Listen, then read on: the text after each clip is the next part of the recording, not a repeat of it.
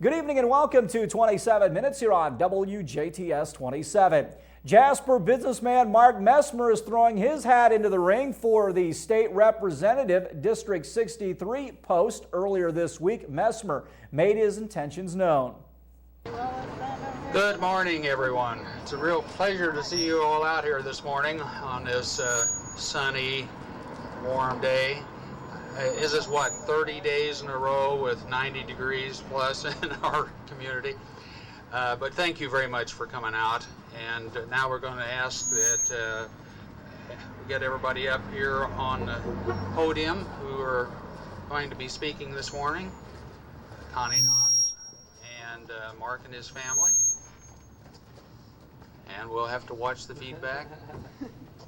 Feedback is something you like to get in the political business, you know. You do that with all kinds of different ways. But thank you very much for coming. And now I'm going to welcome to the microphone our former state auditor and mayor, city council person over in Huntingburg prior to being state auditor. And we're very, very proud of the work that she did at the state level and the kind of important providing of information about the status of the financial condition of the state of Indiana. She kept us up on that all the time that she was state auditor. A great leader, and now we're glad to have her back in Dubois County full time. She's been busy with a lot of work with a number of organizations here, and we appreciate having her here this morning. Former state auditor Connie Noss.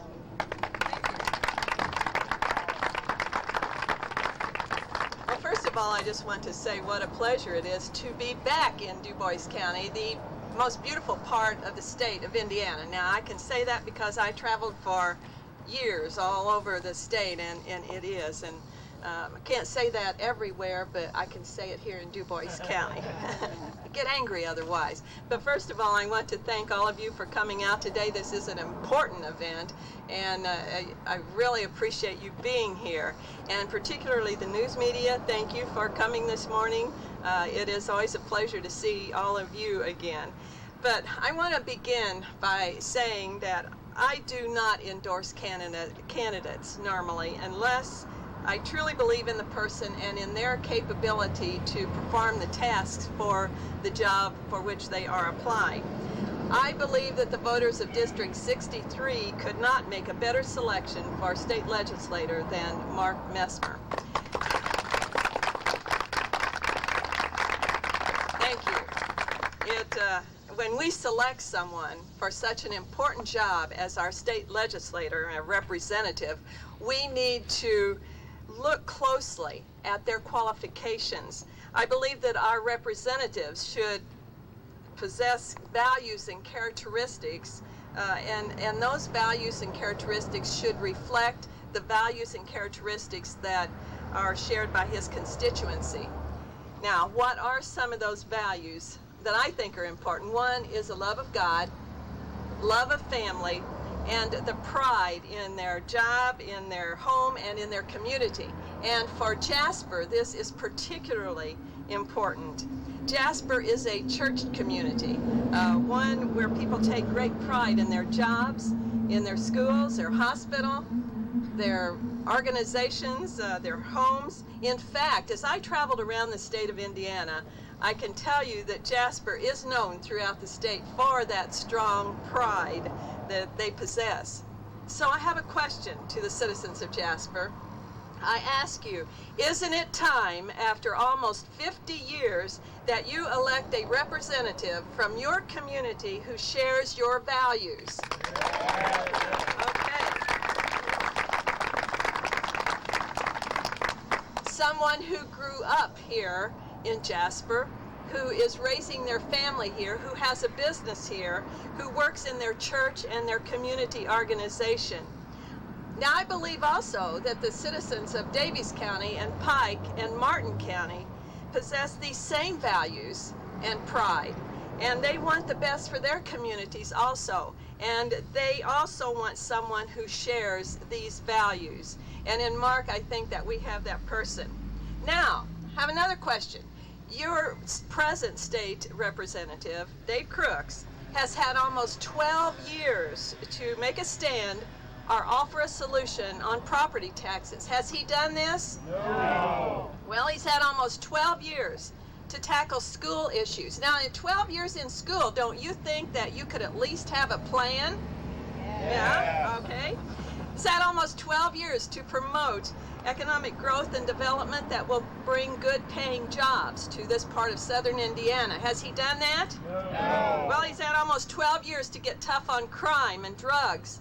And then last February, do you remember, last February, he voted against what? I-69. Now, I ask you, why would someone who lives in a community which will benefit greatly from a road going right by that community vote against such an important road? A road that is so important to southern Indiana. So the question is, who does he really represent? St. Joseph County or District 63? Now being an elected official, office holder, both local and state, for 24 years, I don't believe that a politician should sell out on his constituents. I think that's plain wrong. It takes courage, and sometimes it takes a lot of courage to do what is right for those people who you represent. It takes a person who has shown commitment and dedication to a project in which he believes. It takes a person of the caliber of Mark Messmer. Now, I know Mark Messmer. He is a man who really lives the values that we hold so dear. He's a soft-spoken man, but I tell you, he can be firm and fair, and is fair in his dealings and beliefs. He will represent Davies and Martin and Pike counties, and Jasper and Ireland and Hayesville and St. Anthony and half of Dubois with integrity and courage. It is certainly gives me a great amount of pride to introduce to you a man who I respect and I believe in, Mark Messmer.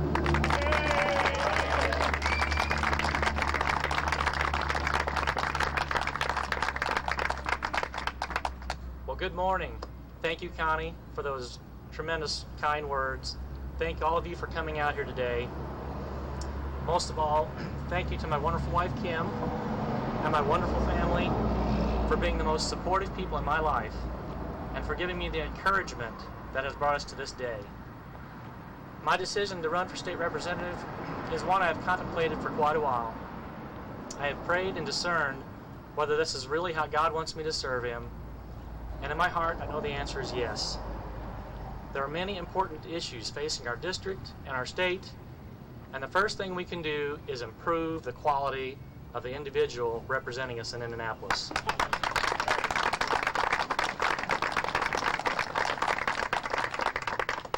A true leader puts the needs of others first. Leadership requires ongoing sacrifice by those serving their fellow man. A true leader does not need to create false alarms or use fear and confusion to get others to follow him, but a typical politician does.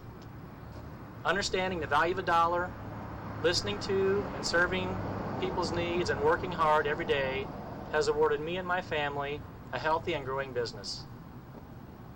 I am here today to announce my candidacy for state representative.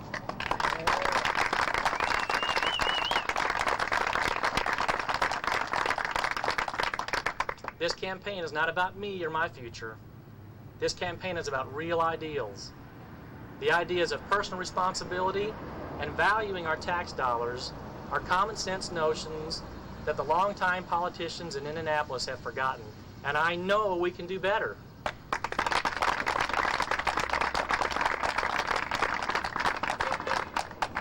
We need educational system reforms that will improve performance in the classroom and spend our tax dollars more effectively. Our students deserve the best educators possible. We need to bring accountability back to our education process. I will support a bill that will make teacher competency testing mandatory.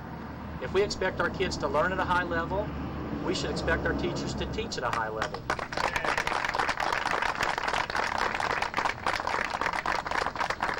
We need more money on the front lines of education.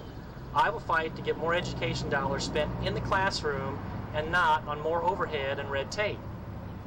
Our students we need to be wise with our hard-earned tax dollars. That's why I'll support a referendum on any local building projects over $2 million. If we need new school buildings or other government buildings, let the taxpayers decide, not the bureaucrats.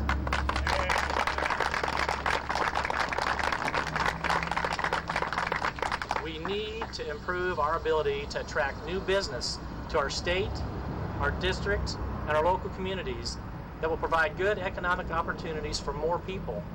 Jobs are the lifeblood of our society.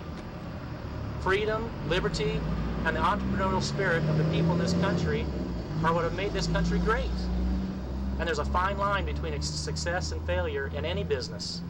As government leaders, we need to do whatever we can to remove the barriers that slow down jobs growth. An important key to the economic growth of Southern Indiana is I-69. I will support funding for I-69 with no partisan politics and no games.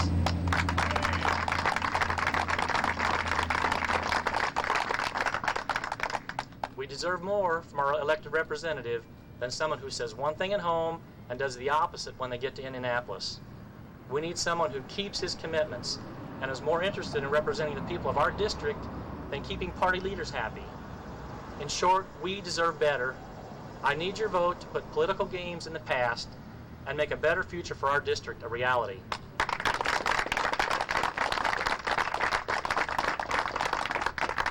When you leave here today, I encourage you to keep up with our campaign by looking us up on our website at www.markmessmer.com. Thanks once again for all of you who came out this morning. I will continue to need your help on this journey. If any of you want to be part of this team and can help in any way, please let me know. Most of all, I'm asking you for your vote to end political games and to bring true leadership to the people of Southern Indiana. Thank you, and have a great day.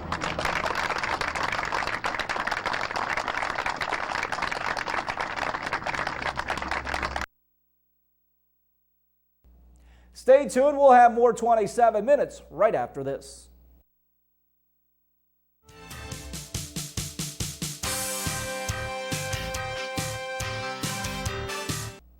Welcome back. Last week we introduced you to the Dubois County new 211 system. This week we hear from Laura Holscher of Generations, which is the local 211 provider. And I'm just briefly going to talk about who Generations is and what it is we do, and then I'll go into a little bit more detail about why we have decided to apply to become a 211 center and some of the strategies that we have been working on and will continue to work on as we go through that process. Generations is an area agency on aging, and we were established in 1975 for the purpose of bringing together resources and developing a service delivery system at the grassroots level, so local communities. There are 16 AAAs in the state of Indiana and 655 nationally, so we are part of a national network. We serve 6 counties: Davies, Dubois, Greene, Knox, Martin, and Pike. So that big white space that Lucinda showed you, we're hoping to color that space in very quickly. And we are a division of Vincennes University, and that's a fact that people don't often know about us, but we are proud of. What we do, we actually have 3 outcomes that we try to strive or set our goals for, and we provide information to empower individuals in making their own decisions.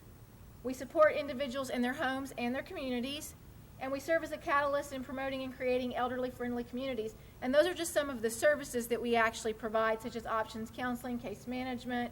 We have some volunteer programs. One of the bigger volunteer programs we have here in Dubois County is Angel Works, and I hope that most of you have heard about it because it is an intergenerational volunteer program that we're actually very proud of. Okay, go ahead. So why did we decide to do this? In 2004, Generations was actually asked to be one of the pilot sites for what we call an ADRC here in Indiana. The ADRC stands for Aging and Disability Resource Center, and this was actually funded through a grant with a collaborative effort between the Administration on Aging and the Centers for Medicare and Medicaid Services. And their goal was to streamline access to long-term care. If any of you in the past have ever tried to access services for someone through the long-term care system, you would probably find that it can be fragmented, that you will call somewhere and you will try to explain what's going on and they will tell you to call someplace else or call another place, and it becomes very fragmented. Well, what the ADRC was hoping is to bring all that together under one roof and call it an ADRC. So their initiative supported one-stop shop programs at the community level to provide information and assistance for long-term care planning through the options counseling for both public and private resources. So when we started to enhance our database, we didn't just include those not-for-profit organizations. We do also have some for-profit organizations, so when people call and they want the vast array of services, we're able to provide that for them. Hopefully within the next 6 to 9 months, the ADRC will go statewide in Indiana, so that is a fact that we are proud of. Again, why generations in 211? It seemed like the logical next step.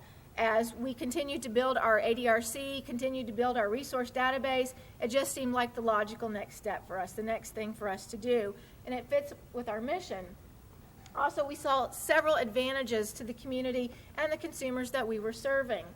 It provides a single coordinated system of information and access, and I think Lucinda definitely targeted that and talked about the different ways that that works. It minimizes confusion for the consumer and enhances their individual choice. If you can call one place and get the information that you need, it really cuts down on that frustration level. Because a lot of times people they wait to call until they're more in a crisis situation, or they're at that last minute and, okay, I can't pay my utility bill. So they've waited to the last minute. And in the past, they might have called and we didn't have the information, we couldn't take the intake, so we had to send them to someplace else. We are working on MOUs in our different communities so that we are able to not just send them someplace else, but also do some intake for them as well. Tell them what will be available, what kind of services are available, and what kind of information that they will need to provide. The other thing that the state really likes is it centralizes data collection and the evaluation of services and gaps. So if we're a one-stop shop for our 6 counties, then we're compiling all of that information in a single database and at a single point. So the state can come to us and say, in your 6 counties, these are the types of calls that you're getting. What are you finding are your gaps in your communities, and what are you doing to work on it? So the state is actually very supportive of this.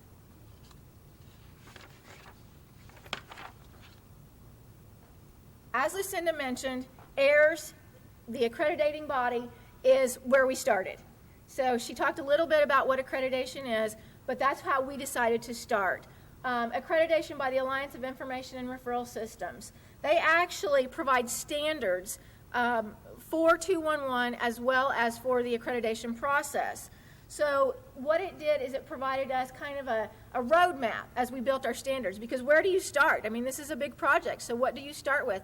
And Lucinda showed you what the 6, 7 different standards were a little bit ago. So that's how we started. We decided to just bite the bullet. We were going to apply for accreditation, and we were going to go through their standards and start developing our own. So it actually provided us with that roadmap as we built our standards and built our system. As with any accreditation process, it's a way to evaluate and improve, and it also provides the quality of the system. So we have that outside seal of approval that says, yes, they're doing it, they have the standards in place, and they're doing it right. So we're pretty proud of the fact that we actually got through the process and sent in our paperwork and our application. Some of the other things that we have done is we've enhanced our staffing and our resource database. We actually made a decision to go ahead and increase the number of staff before we were granted the 211 approval. By doing that, our staff will already be trained. So in October or November, when we actually start working in Knox County as a 211 hub, and then again in January here in Dubois County, we already have staff in place already trained. So we went ahead and hired the staff that we needed based on the call volume that Lucinda told us to expect. We elevated the qualifications for our staff. We call our staff options counselors. The people who pick up the phone are actually called options counselors, and we elevated that they have to have a bachelor's degree. So they're similar to case managers in the field of case management in Indiana. They must have a bachelor's degree. They will be certified through AIRS. So not only does AIRS come in and accreditate our organization, they also have a certification process for the INR specialist or the options counselors. So when they're at the point where they have been with us for enough time, we will have them certified through AIRS. We also have them certified as SHIP counselors as well. And one of our options counselors is certified as a reverse mortgage counselor, which was a very tough thing to do, so we're very proud of that fact. And then we continue to provide them ongoing professional development. We expect for them to have 20 hours every year of ongoing professional development, and we provide them the funding as well as the time to do this, because we realize that the system continues to change, resources continue to change. I mean, it's just constant change, and we need them to stay current and up to date so that when a call comes in, they're actually to answer it and be knowledgeable about what they're saying. The other thing is we started working on the database. We have committees here in Dubois County, which is the committee that has put this event on today, and we have a committee in Knox County helping us to build our databases in these two communities. We have website access now, so our database is actually available on the website. So if at 2 o'clock in the morning you're looking for information on the computer and you don't really feel like calling anyone, you can actually go to our website and we have all of the information available there. We have ongoing and yearly updates. We are mandated now to actually go through and update. So if we have 5,000 pieces of information in our database on a yearly basis, all 5,000 will have to be updated. So we're going to do that on a yearly basis as well as ongoing. As people call and say, hey, that number that you gave me has been changed, I think that you need to change it, then we'll go in and make those corrections as well. We have also created a resource library that includes books, videos, and brochures on human services resources, so people are able to come in, go through our library, check stuff out, or we'll mail them the stuff if they would like as well. We're in the process of remodeling, and when we get done, which will hopefully be in the next 60 days, we are going to have a computer workstation that will be available to the public. So if we provide the people some information, but they still feel like they'd like to do some research on their own, and they don't have a computer at home, we're going to have a computer workstation available so people can come in and sit down at the computer and do their own research if they would like. We also participate in the Indiana 211 monthly database teleconferences that helps update what's going on in our community as well as across the state. Okay. Those were two of the things that we did. In addition, there are some kind of technical pieces that we have beefed up considerably. We now have the ability to do three-way calls, direct transfers, and what that means is if someone calls and the options counselor is talking to them and they don't really feel like that this person on the other end of the line is capable or is able to communicate well enough to follow up with the resource that we have given them, either their communication skills aren't very well or whatever the situation may be, we will do that for them. We will have them hold on the line and actually call the place that they're looking for and connect them and stay on the line with them until they get through to the person that they need. A lot of times when someone calls and you give them the information and then they hang up, you're not always really sure if they're going to follow through with it, basically because they may not want to explain their situation again. It took all that they could to call you and explain what's going on in their lives, and they may not want to do it again. So if we get that sense, we will go ahead and intervene and say, is it all right for us to go ahead and set this call up for you? And we will stay on the line until you get through to the person that you actually need to talk to. And if you like, we'll actually explain to them what you have explained to us. So we can do that through three-way calls as well as direct transfers. We've also set up an MOU, which Lucinda talked about. We've set up an MOU with our community mental health centers, and for those types of situations that we feel are dangerous, or if we get like a suicidal call, we do have a special agreement worked out so that we talk the person through until we feel like they're ready, and then we'll go ahead and do a three-way call to the community mental health center. Because someone calls you and you feel like they potentially are going to commit suicide, you just don't want to say, well, here's the phone number of a suicide hotline. You want to get them through to the right person to talk to. So we have set up MOUs to deal with those situations. We'll also do face-to-face. If the person calls us and says, okay, I would feel more comfortable if I could sit down and you could kind of walk me through some of this and not over the phone, then we'll set up an appointment for them to come in and we'll do face-to-face information or a home visit. We do have the ability and we have the staff in place to go out and do a home visit. They have called us and said, okay, I hear what you're saying over the phone, but would somebody, I'm not able to get transportation to your office, would you mind to come out? We will do that as well. We have a publicized email address for people to contact us. The 24-hour access is going to be the biggest change for us. We operate 8 to 4:30. So that's what we're used to, 8 to 4:30.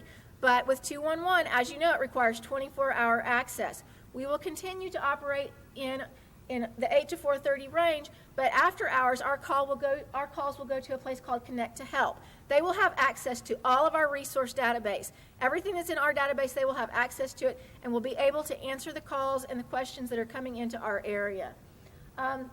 Lucinda talked a great deal about disaster relief, so I won't go into any more detail about that.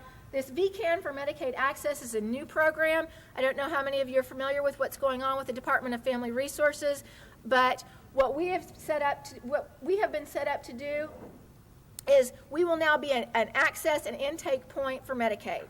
As the changes in DFR progress over the next 6 months, we will actually be able to do we'll have access to them, as well as we'll be able to do some intake.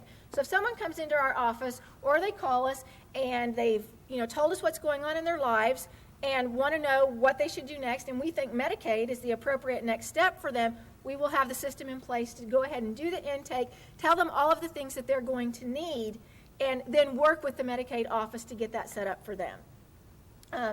Outreach, we feel like Lucinda, like she talked about, they have a great marketing system already in place. We're going to just incorporate that into all of the things that we're already doing. We do senior fairs, health fairs, workshops, and in-services. We have a huge Aging Well retreat in the spring, which we're really proud of, so we'll be able to incorporate the 211 marketing materials into that.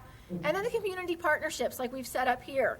As we go into each of our communities, we're hoping to set up partnerships and committees just like we have here in Dubois County so that we can cover that big white space that Lucinda showed everyone. Some of the challenges as we have gone through this. The time to implement. Obviously, this has been a time-consuming project. The time to go through errors was a time-consuming project. So it has taken up a great deal of our staff time, but we feel in the end it will be worth it.